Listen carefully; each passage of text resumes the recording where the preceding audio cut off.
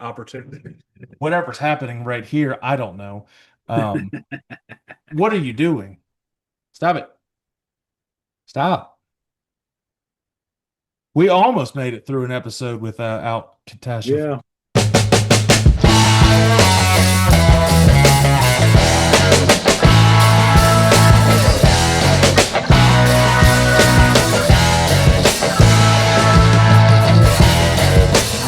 Welcome in, everybody, to ZB's Horsepower Talk. As always, I'm ZB Zach Brown, and joining me, as always, a former 410 Sprint Car crew chief mechanic, my dad, Jeff Brown, and joining with us on the side, and hopefully she stays quiet. She's right here.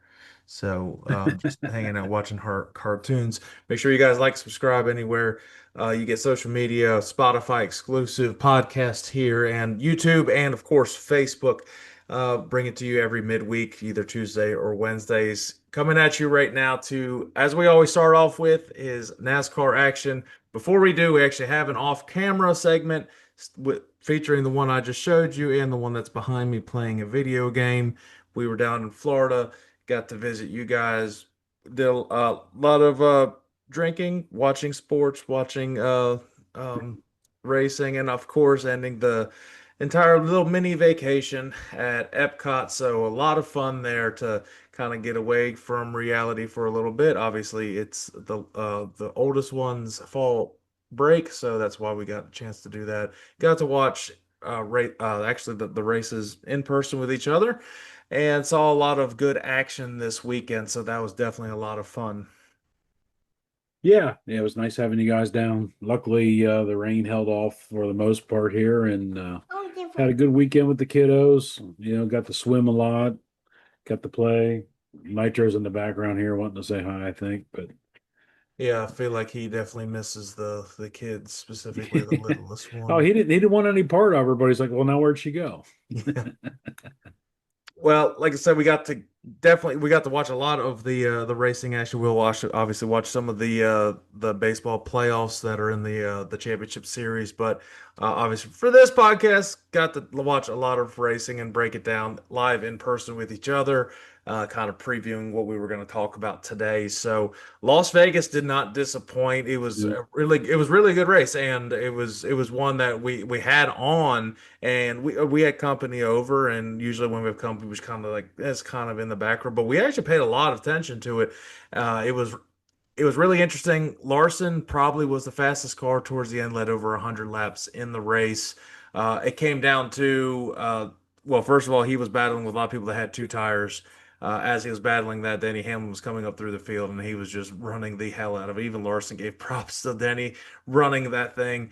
Um, just came up a little bit short. Denny Hamlin getting a big win, locking himself into the championship for possibly his last chance to win a championship. Usually, Denny Hamlin's known for his cockiness and arrogance after winning a race or losing a race. But this time it was a lot of emotion. His dad's obviously sick. They don't disclose a lot of information, and that's all personal anyway. So I'm glad they kind of keep it on the down low. But he knows it's very emotional. So something obviously in his personal life going on that win means a lot to him. Locking himself into the championship, did what he needed to do at Las Vegas. Now he can more or less take 2 weeks off, focus on Phoenix, and see where they can go from there and have a shot to win the championship. Yeah, the racing was pretty good. It was actually kind of neat. Larson's car, which very maybe kind of un-Kyle Larson like, was very much a long run car. That thing, the longer it ran, the faster he would go. And Denny Hamlin had a really, really good short run car. So they pitted for, I forget how many laps were left, not a whole lot, It was around 20. yeah, and Denny got to the front first. They had to chase down Chase Briscoe, and I forget who else was running. And once he got the lead, Larson was catching him maybe a little bit there at the end, but he did everything he needed to do. And it's funny if you think about throughout the year how we kind of talked about how many times do we say, like, okay, this person might be the championship favorite right now? I know we went through William Byron, we went through Larson possibly, we went Christopher through Bell. Christopher Bell and William Byron. Now it kind of sort of maybe shifted towards Denny Hamlin. He's been on a roll here lately. It can, but how many times has Denny gone into Well, Phoenix being the favorite? you got to be in it to win it. Well, it's one of those. He's kind of it seems like he's just cursed every time he ends up going to Phoenix. I mean, does he deserve to win a championship? Absolutely. Is it going to be one of the most unpopular championships? Yeah. Because he's the winningest driver that's never won a championship. I mean, he passed Mark Martin a while ago with that, and he's been the best driver that's never won a championship. And I mean that there's no question that if he's driven in pretty much every generation car in the last 20 years ish. And it was kind of funny they were talking about Denny's first win came. It was a month before even Zilich was born, so No, Zilich is up and coming, and Denny's close to finishing up his career. But he's obviously finishing on a strong note. It would not, and we've been talking about it and kind of hinting at it. Denny Hamlin, if he retires, if he wins the championship, would not surprise anybody at all.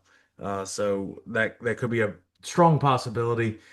The craziest thing that happened in the race was William Byron was racing for the lead. He got loose. Okay, he gave up the lead. I was like, okay, well, Byron, and it might come down to Byron Larson at the end. There was some miscommunication between the spotters of Ty Dillon and the spotters of William Byron, and all communication was just everything was something was amiss. And um, I don't really know exactly who's at fault there. I don't know if they were telling Ty Dillon to pit and then they said don't pit or he or heard something. He was about 50 to 60 miles an hour slower, acting like he was going to go to pit road. Then he didn't go to pit road. Byron was racing normal speed, 170 to 180 around the corner, and just destroyed the rear end of Ty Dillon, destroyed his car, took him out of contention of the race. That was really crazy. You just don't see that miscommunication happen, especially no. at the highest echelon of racing like that.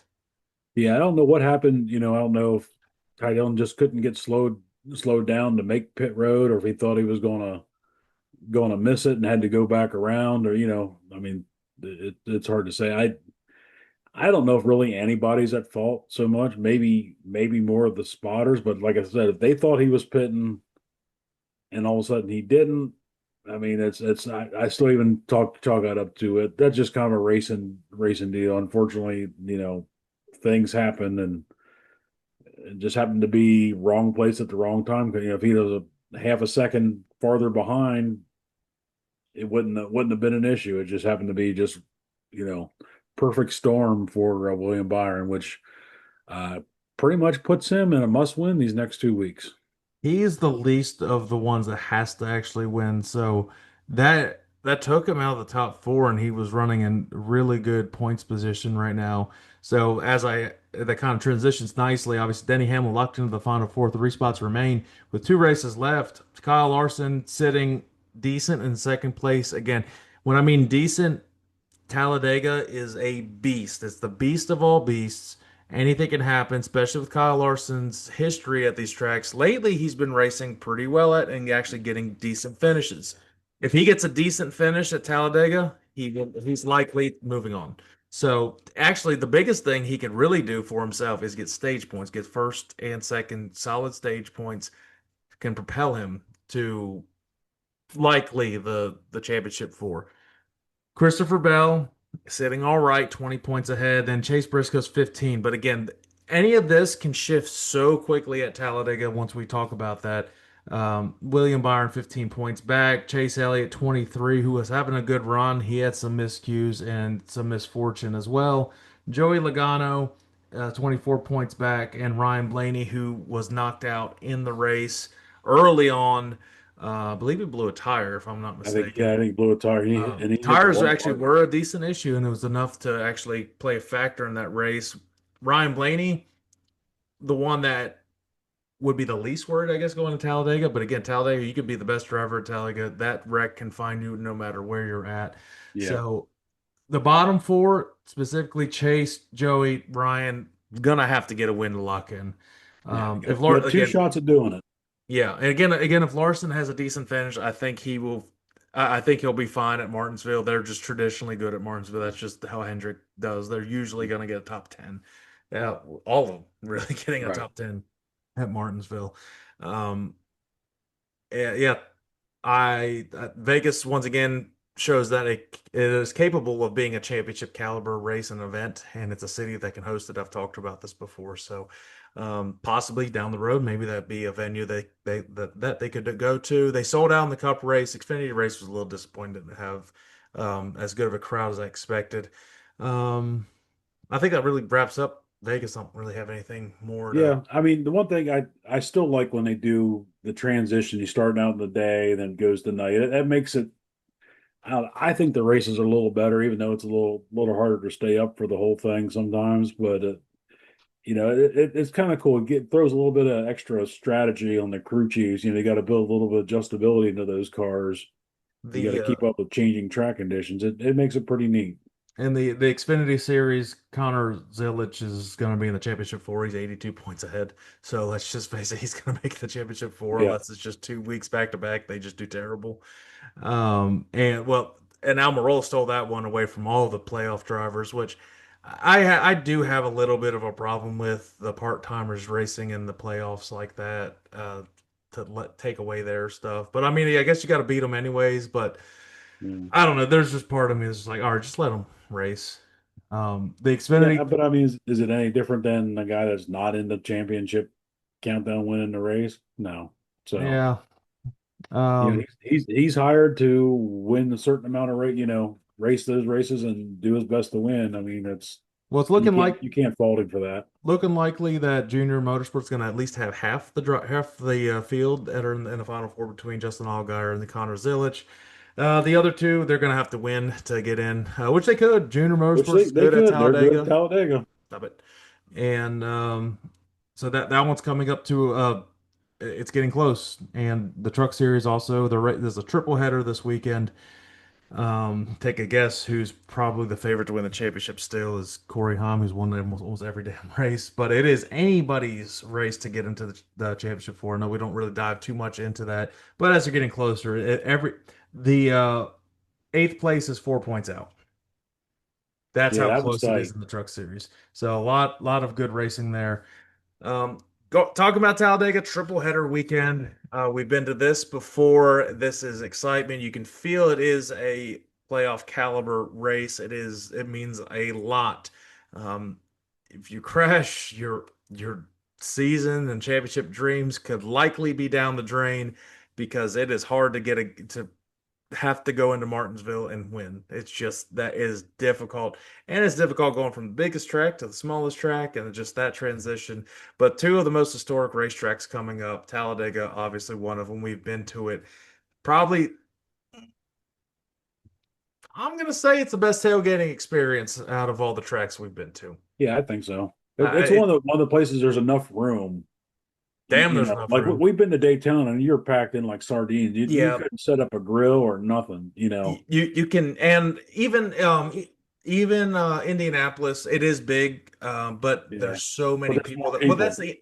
that's the Indy 500. There's probably a lot more space for the Brickyard since they'll sell only about half of what the Indy 500 does.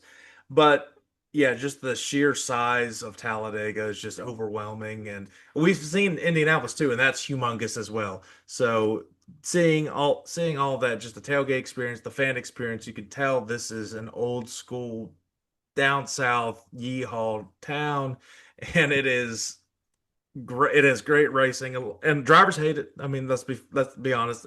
Drivers hate Talladega. They hate going here because it's just so much of the unknown. But fans love it because there is so much of the unknown. Um, Tailgate tip for anybody going to Talladega. Get your beer before Sunday. They do not sell it in Alabama on Sunday. Yes, found that out. Yeah, make sure you have plenty of beer too. So if you're going to all three races, you probably don't really have to drink too much at the truck race, but you really build up on Saturday where we actually started the day of with the It was neater qualifying. when we went. Well, we saw qualifying around noon-ish, I Yeah, think, and then it went. we caught what Well, the they had a five. double header. It was a Saturday and Sunday, so it actually made it better. Now they're doing Friday, Saturday, Sunday. I like the double header, and it makes it easier for the So did fans of I. That was Saturday, fun. Sunday. Because 3 different days, you start getting you kind of get the racetrack fatigue. So that's probably why you're not going to see a lot of people at the truck race. You'll see more of the Xfinity. But It's when you also have another night a hotel you're going to have to get or camping, exactly, exactly, something. and well, a lot of people don't get off work till after Friday, and a lot of people are going to miss out on the truck race. Shout out to Caleb Costner making his first career Truck Series debut at Talladega, Yeah, who's good for raced a Caleb. few. He's gotten a few ARCA races under his belt at Talladega. He's raced very well.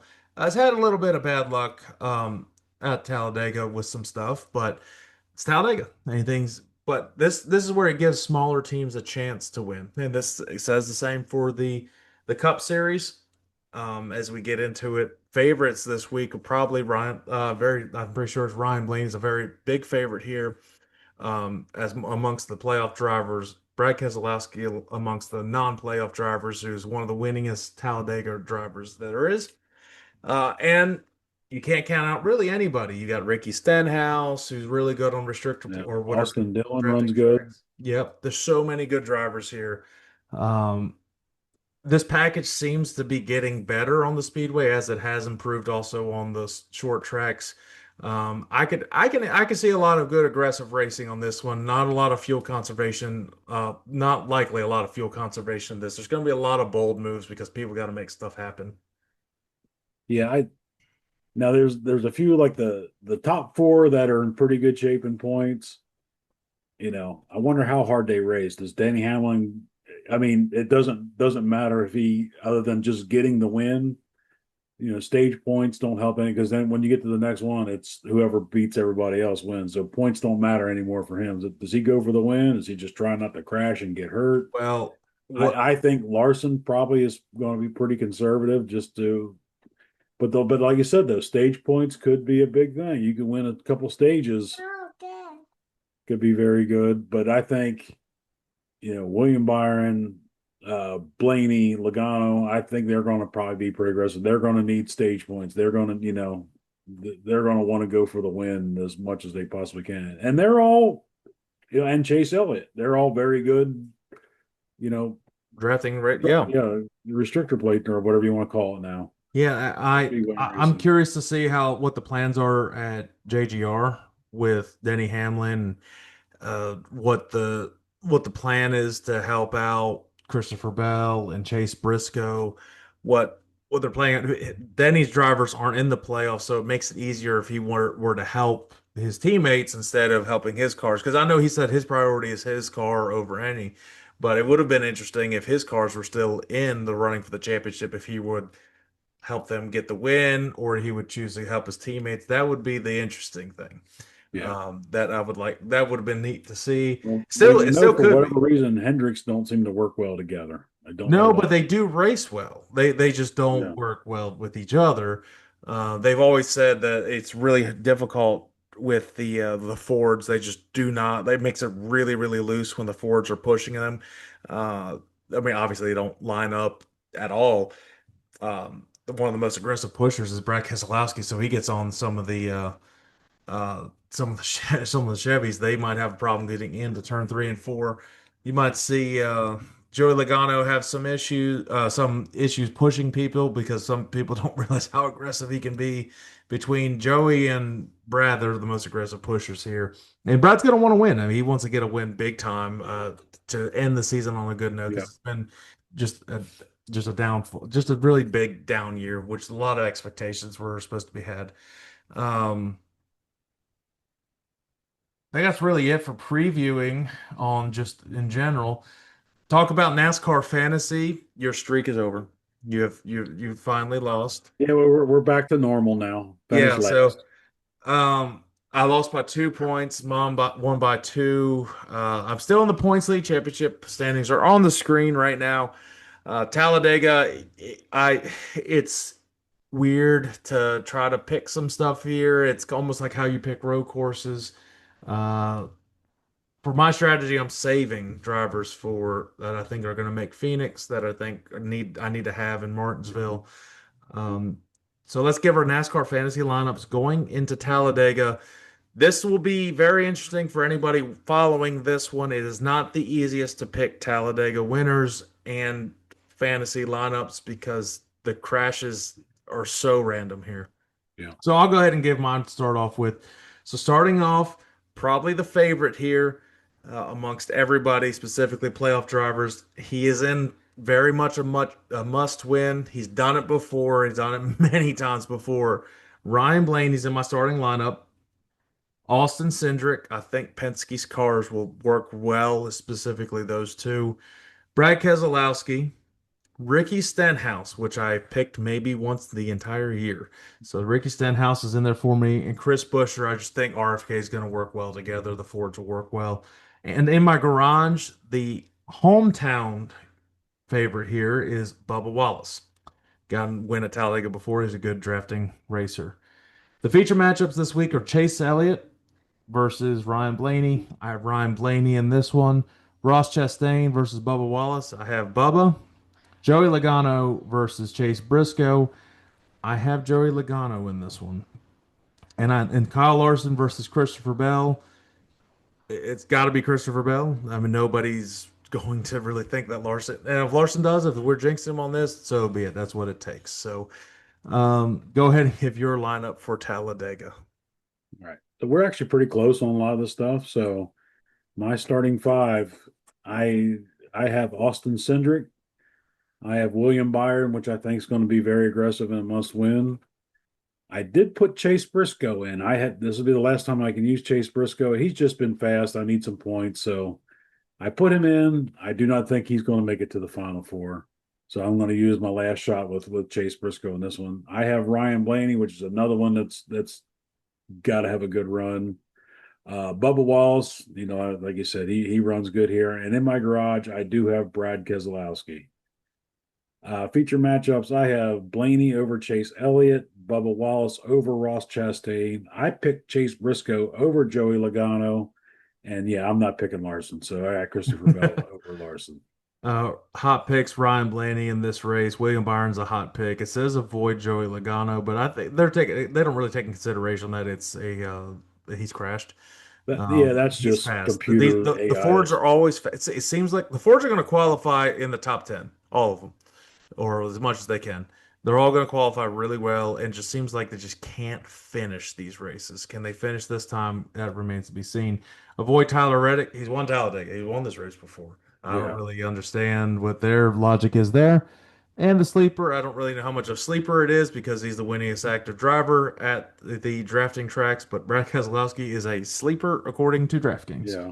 Um, plus 1800, not too shabby to throw something down on that because he's pretty good at these things.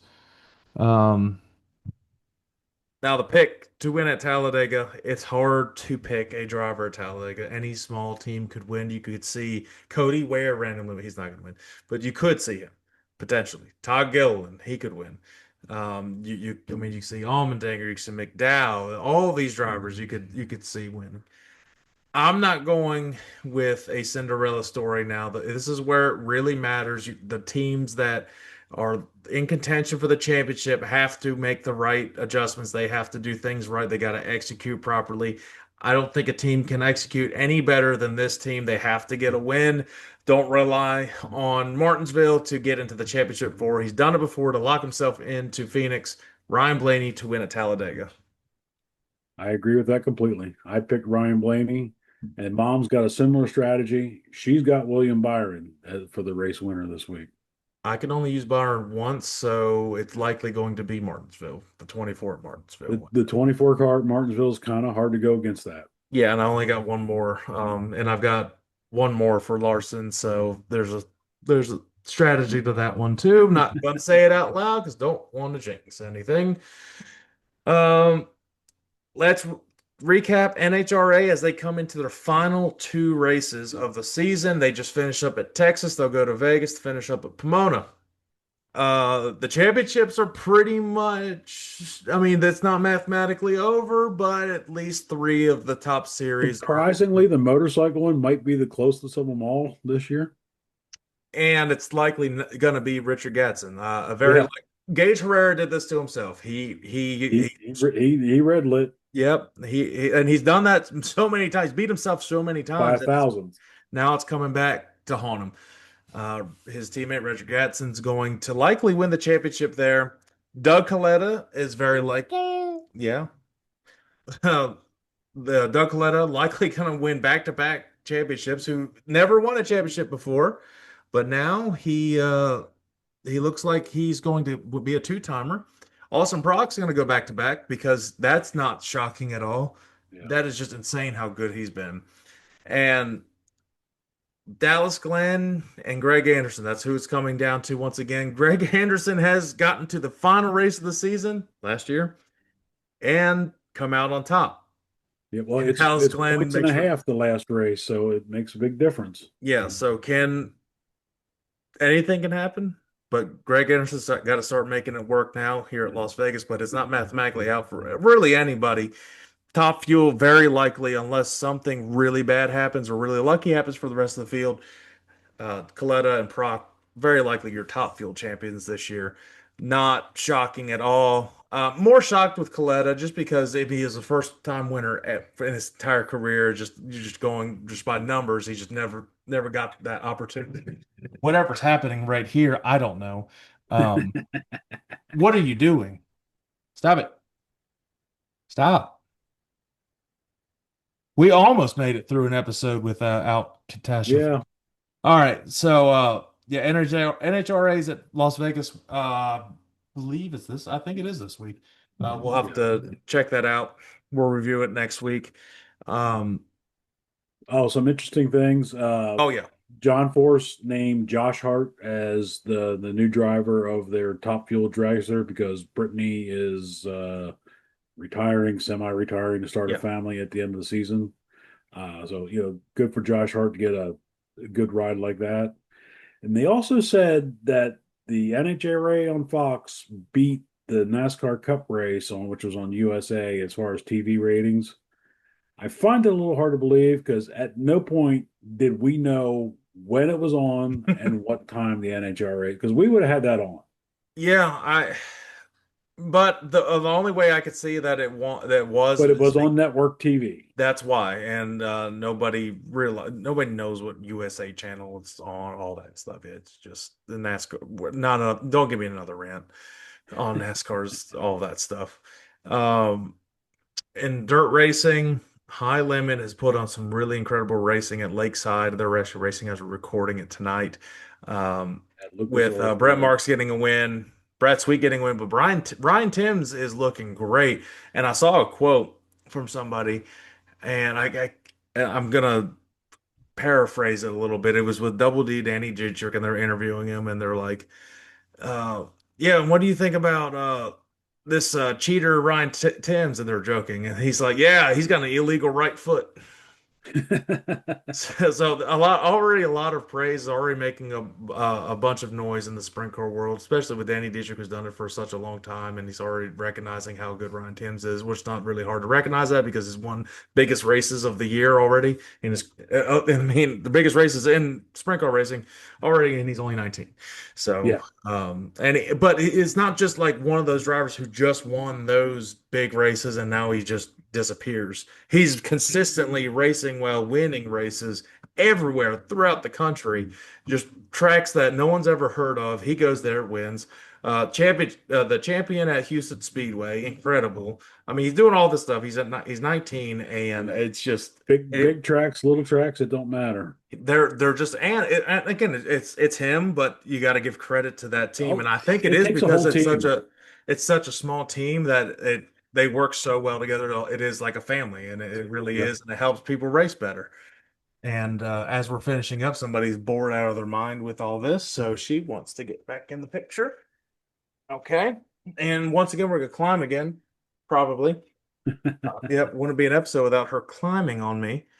But I think another good week of racing, Talladega. That's the big thing this weekend. That's going to be a lot of fun to see. Um, try to get back to that sooner than later. Talladega is a lot of fun. So Yeah, that was uh, always good. I think this is going to be it for the episode because I am now in Jungle Gym. Yep, I So see that. we'll see everybody next week. Make sure you do share this and like, subscribe wherever you're at, and we'll get back in action next week as we get inch closer to the championship races and all of the racing. Yeah, not every racing podcast has topless girls on it. I'm just saying. Yeah, that's just Tell everybody bye. No? Can you get off of me? Okay. All right. Bye. Bye, everybody.